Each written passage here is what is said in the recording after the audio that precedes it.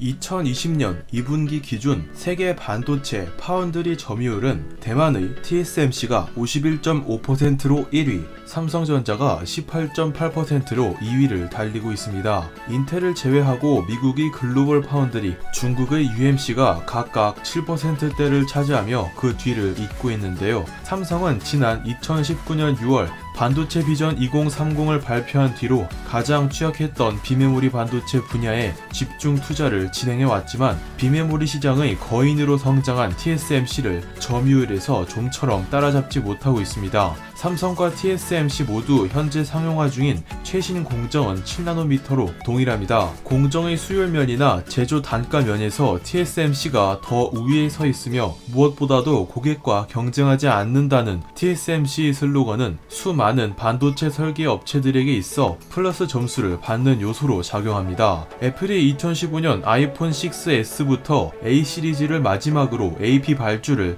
TSMC로 전량 교체했던 사례에서 보듯이 삼성전자는 큰 페널티를 안고 시장에 던져진 상태인데요. 이미 TSMC는 수많은 업체들과 수십 년간 신뢰관계를 구축한 상황이기에 삼성이 유일하게 승부할 수 있는 방법은 사실상 기술력과 가성비밖에 없는 상황입니다. 그런데 최근 한국에서 이런 걱정들을 타개할 역대급 발표가 나왔는데요. 삼성 미래기술 육성 사업과 과학기술정보통신부의 지원을 받은 유니스트 에너지화학공학부 이준희 교수팀이 국제학술지 사이언스에 입증한 이론상 한계치 고집적 반도체 구현 가능성 논문이 그 주인공입니다. 이 논문은 반도체 공정에 널리 사용되는 산화 라프늄에 전기를 가할 때 원자 간 상호작용이 사라지는 원리를 발견하고 이를 활용해 산소 원자 4개의 1비트, 즉 0 또는 1 표현 8개를 저장할 수 있음을 입증했다는 내용인데요. 디램이나 낸드 플래시 같은 메모리 반도체 생산에 있어서 정보를 저장하는 단위, 셀 크기가 10나노미터 이하의 공정으로 내려가면 저장 및 처리 능력, 즉 반도체로서의 능력이 약화되어 기능을 완전히 상실해버리는 스케일 현상이 발생하게 됩니다. 그런데 이준희 교수팀은 이 스케일 현상이 일어나는 공정의 한계치를 더 낮추었다라는 것이 핵심입니다. 조금 더 미시적으로 파고들면 현재 상용화된 기술이 수천 개의 원자 묶음을 통해 0과 1을 구별했다면 이번에 발명된 신기술은 단 4개의 원자 묶음으로 0과 1을 구분할 수 있게 되는 겁니다. 손톱 크기만한 1제곱cm에 500테라비트, 바이트 단위로 환산하면 62.5테라바이트 정보를 저장할 수 있게 되는 겁니다. 공정 단위도 10나노미터와 0.5나노미터만큼의 차이여서 공정뿐만 아니라 집적도 역시 기하급수적으로 상승하게 되는 것이죠. 반도체 기술 최초로 나노미터보다 한 단계 낮은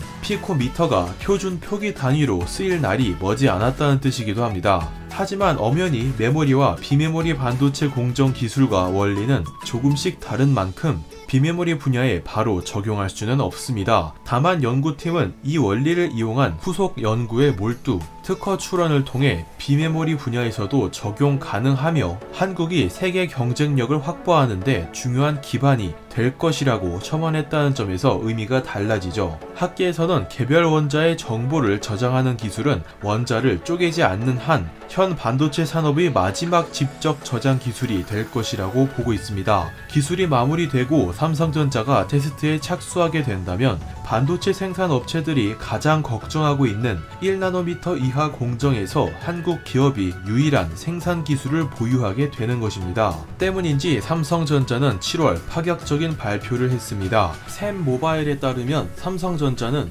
5나노미터 공정을 건너뛰고 바로 3나노미터 공정 생산을 시작하겠다는 보고서를 작성한 것으로 알려졌습니다. TSMC는 7나노미터, 5나노미터, 4나노미터, 3나노미터 순으로 투자를 진행할 계획이지만 삼성은 7나노미터에서 5와 4나노미터를 건너뛰겠다는 전략을 수립한 것입니다. 삼성의 눈부신 발전 가능성에 일본, 대만, 미국 기업들은 바짝 긴장하고 있습니다. 일본 디스플레이 업체 JDI 산하 JOLED는 중국 반도체 기업 TCL 산하 CSOT의 투자를 받았고 미국과 독일 지방 법원에서 삼성 갤럭시 S5 이후의 전 시리즈 제품을 상대로 OLED 관련 기술을 침해했다며 소송을 걸었습니다. 아시다시피 반도체를 제조하는 DS 부서는 삼성전자의 부서이기에 원초적인 반도체 미세 제조 기술의 발전은 OLED 디스플레이 제조 기술에도 영향을 줄 가능성이 있다고 판단한 것이죠. 따라서 삼성을 더 이상 손 놓고 바라보지 않겠다는 심정으로 JOLED 측이 먼저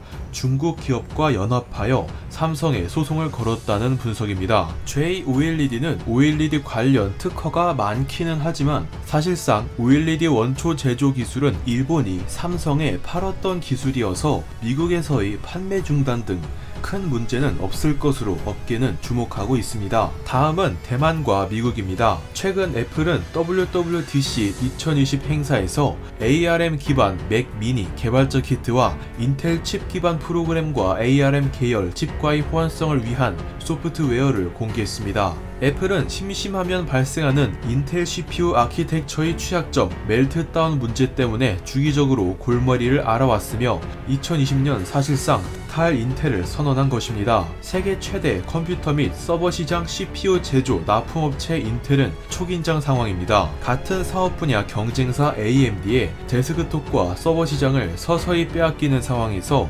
인텔의 전체 매출 5%에 해당하는 고정 고객사를 잃었기 때문입니다. 인텔은 자체 공장은 있지만 외주를 받지 않기 때문에 인텔이 차지하던 비중이 다른 파운드리사로 넘어간다는 점에 주목할 필요가 있습니다. 애플은 삼성전자와의 스마트폰 사업 분야 경쟁이 치열해지자 지난 2015년 아이폰 6S에 탑재된 A9 칩을 마지막으로 TSMC의 전량 발주해 오고 있습니다. 하지만 2019년 4분기 기준 TSMC 생산 공장의 활성률은 99%에 달하고 있습니다. 아이폰에 사용되는 A 시리즈 칩을 생산하는 데에도 벅차 추가 칩 수주가 불가능해 TSMC 측은 대만과 미국에 공장 증설을 나섰지만 2024년에야 완공될 예정입니다. 겉으로 보면 부러울 뿐이지만 TSMC로 주문이 몰릴수록 삼성전자로 발걸음을 돌리는 기업도 생겨나기 때문에 마냥 부정적으로만 볼 수는 없습니다. 비메모리 파운드리 시장에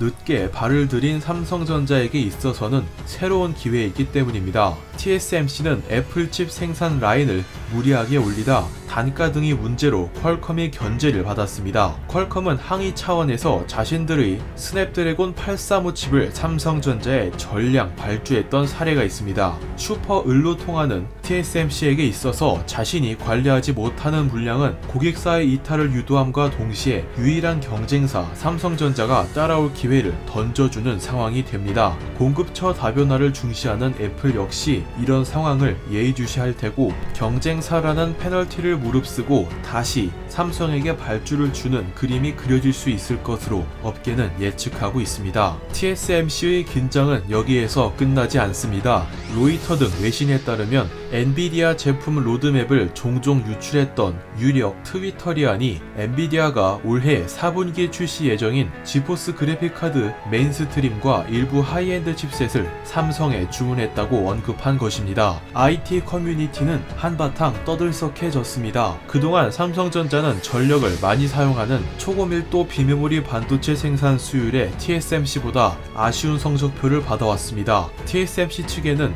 고성능 컴퓨팅 칩셋 전용 생산 라인이 별도로 존재한다는 점도 한몫한 것입니다. 앞서 엔비디아 젠슨 황 회장이 TSMC 7나노미터 공정을 사용하겠다고 언급했지만 다시 같은 루머가 나타났고 유출 내용의 높은 정확도를 보이는 인물의 주장은 높은 외주 단가 협상력을 갖추기 위해 삼성전자를 선택할 수밖에 없다는 분석이 힘을 얻고 있습니다. 삼성이 1나노미터 이하 설계 기술에서 우위를 가져가게 된다면 초저전력 소형 기반인 ARM 기반 칩은 효율이 압도적으로 상승하게 됩니다. 각종 업체들이 가격 협상력을 갖기 위해 삼성전자를 곁들이는 상황에서 유니스트 이준희 교수팀이 발명한 기술력과 가격 경쟁력 기반의 고정 고객사 유치라는 막강한 메리트를 갖출 수 있을 것으로 기대되고 있습니다. 보통 기존의 개념을 크게 넘어서는 신개념이 발표된 뒤 실제 업계에 적용되기까지는 적게는 5년에서 10년까지도 걸립니다. 그동안 TSMC도 가만히 있지 않겠지만 적어도 새로운 반도체 미세화 시대를 구축할